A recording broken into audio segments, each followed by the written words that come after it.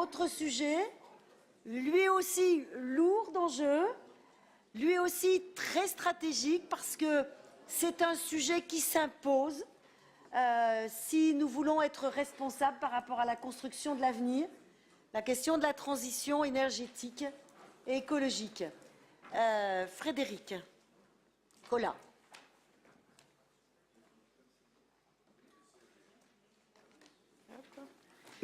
Merci Madame la Présidente, chers collègues.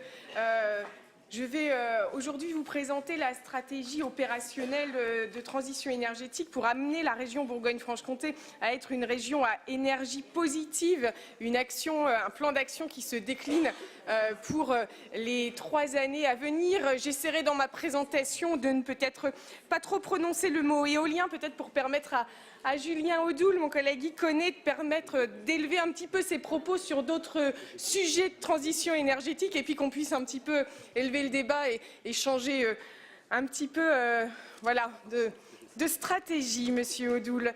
Je vous rappelle donc le contexte déjà des engagements mondiaux qui ont été déclinés avec les objectifs de développement durable, les ODD, dont parlait Éric Houlet tout à l'heure, et l'accord de Paris il y a 2 ans pour contenir le réchauffement climatique bien au-dessous des 2 degrés par rapport au niveau pré-industriel. Un engagement français, la loi relative à la transition énergétique pour la croissance verte, avec des objectifs forts de diminution de 40% des émissions de gaz à effet de serre d'ici 2030 par rapport à 1990 et de 75% d'ici 2050, d'une réduction de 50% de la consommation énergétique à l'horizon 2050, de 32% d'énergie renouvelable dans le mix énergétique d'ici 2030 et de cet engagement de transition de l'économie vers une économie bas carbone dans le cadre de la stratégie nationale bas carbone.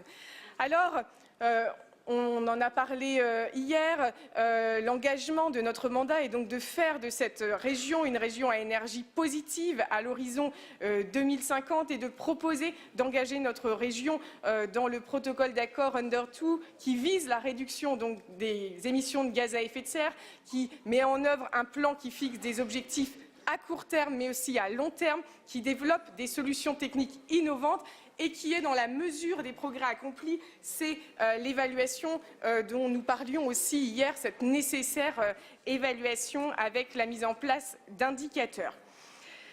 Je vais vous faire un petit rappel de la démarche et en profiter aussi pour remercier l'ensemble des services et des directions opérationnelles du Conseil régional qui ont travaillé de manière extrêmement transversale sur cette démarche de transition énergétique, mais aussi l'ensemble des acteurs. Et vous le voyez, dans la démarche, on a du coup eu la phase d'adoption de la stratégie de mandat, le lancement du SRADET, ça va en lien avec ce que mon collègue Éric Houlet a pu dire avant, le bilan des SRCAE, ce débat que nous avons eu le 30 juin dernier ici en assemblée plénière, qui avait été amendé d'une contribution du Césaire, d'une contribution citoyenne importante, où nous avons eu sur la plateforme Je participe plus de 635 contributions. Ensuite, vous avez donc à partir de maintenant la déclinaison en stratégie opérationnelle avec une contribution des acteurs que nous avons eue au mois de septembre. Le 29 novembre dernier, une grande conférence sur la transition énergétique, la semaine de la transition énergétique, et vous avez chacun sur vos bureaux le petit résumé de cette semaine qui a été un franc succès tant auprès des citoyens présents que des professionnels et des acteurs mobilisés.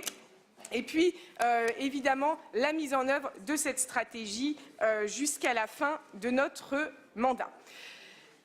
Je vous rappelle les grandes orientations de ce débat du 30 juin qui avait amené un consensus autour des objectifs et des actions à mettre en place sur la nécessité d'impliquer tous les territoires, les communautés de communes, les syndicats d'énergie, les pays en contractualisant avec des objectifs forts qui étaient ressortis principalement sur des questions de mobilité mais aussi sur des questions d'habitat et de rénovation énergétique en donnant des moyens d'ingénierie au territoire, en massifiant la rénovation énergétique du bâti avec cet objectif BBC. Donc ça, c'est dans le cadre du service public de l'efficacité énergétique dont nous parlerons tout à l'heure. C'est aussi la montée en compétence des professionnels, en particulier ceux du bâtiment. C'est l'organisation d'une mobilité durable en lien avec les territoires, les syndicats d'énergie et la mobilisation des citoyens. C'est le développement des énergies renouvelables, la présidente le disait il y a quelques minutes, en favorisant la participation des citoyens et des collectivités pour faire aboutir les projets. Et c'est la valorisation du potentiel agricole et forestier. Alors, le plan d'action pour les 3 années à venir, il nécessite une implication forte de toutes les politiques opérationnelles portée par la région. C'est aussi, Éric Coulet le disait, l'exemplarité de la région dans ses marchés publics, dans la gestion de son patrimoine. C'est la mobilisation de l'ensemble des acteurs. Et c'est dans ce sens que nous allons signer une convention de partenariat avec les acteurs publics et privés qui nous accompagnent sur cette stratégie. C'est la mobilisation des citoyens et des acteurs du territoire. C'est des attentes fortes aussi à l'issue des différentes phases de consultation, des attentes auxquelles nous sommes amenés à répondre. Et c'est la nécessité d'une organisation transversale efficiente et efficace, avec notamment, au sein de notre collectivité, des moyens financiers pour un engagement à la hauteur des engagements ambitieux de la région.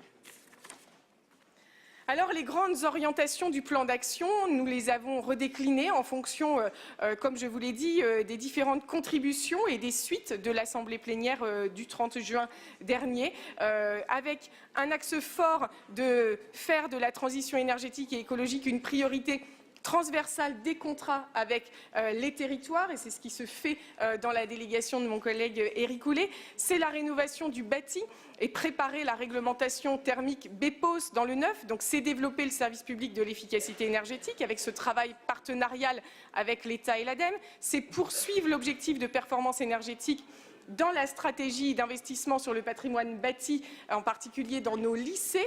C'est la présentation qu'a pu faire Stéphane Guillet hier.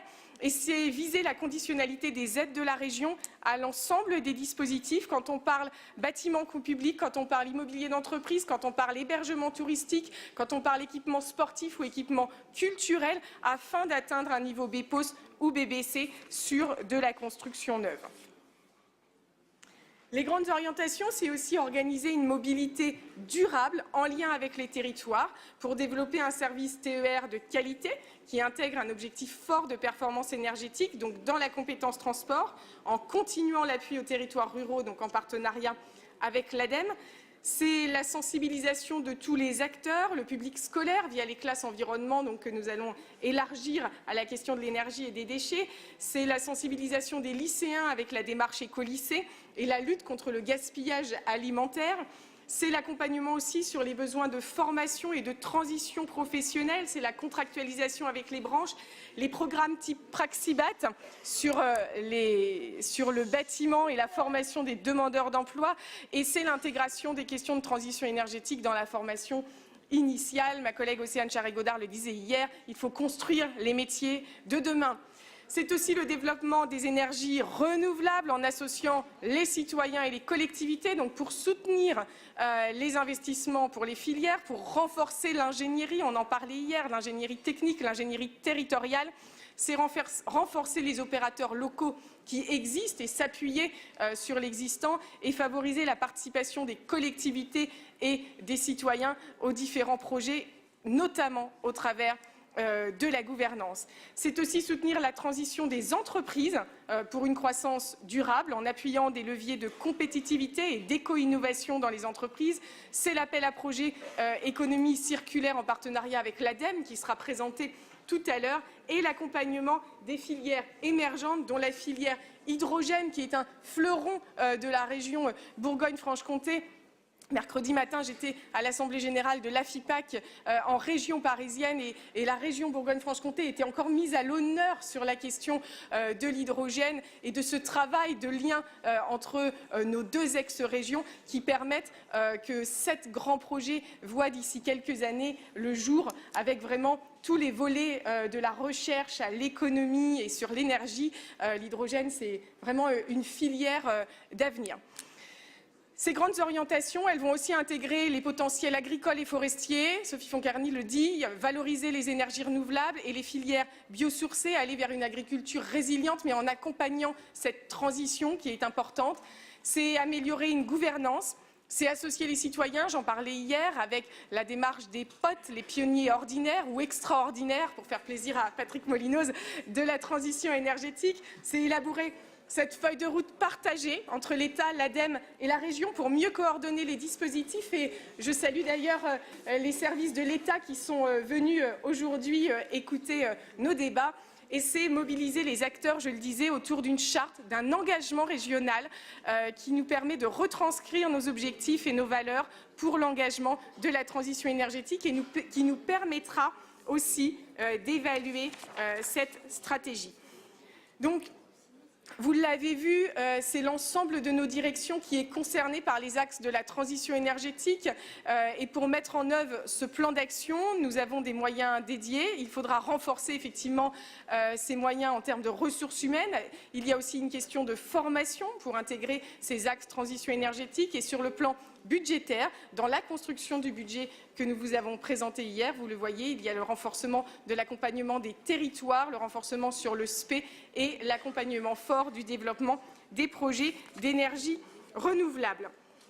Ce travail, il va être suivi par des objectifs et des indicateurs afin de pouvoir l'évaluer. Donc, c'était les souhaits du débat que nous avons eu en juin en assemblée plénière pour avoir des objectifs à la fois donc, de réduction des consommations énergétiques, de production d'ENR, de réduction des déchets, de valorisation des déchets du BTP, de nombre de territoires engagés dans la transition énergétique, de pouvoir suivre les projets d'éco-innovation accompagnés, de la fréquentation des transports régionaux, de parcours de formation qualifiante qui intègrent le label RGE. Et là, on aura tout un travail de consolidation de la gouvernance, tant interne qu'externe. Donc cette transition énergétique, elle est bien engagée, mais il nous reste à l'amplifier avec tous les leviers que nous avons pu proposer et mettre en avant. Et c'est dans ce sens que nous proposerons la signature aussi du protocole d'accord sur le leadership du climatique mondial pour nous engager plus loin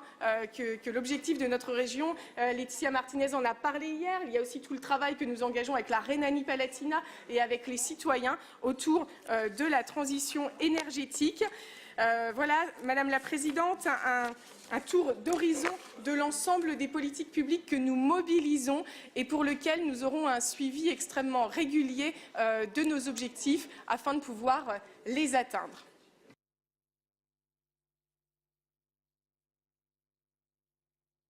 À toi, Frédéric, à Stéphane Wojnarowski et Pierre Grosset, parce que vous êtes là un trio très engagé sur ces questions-là. Merci aux services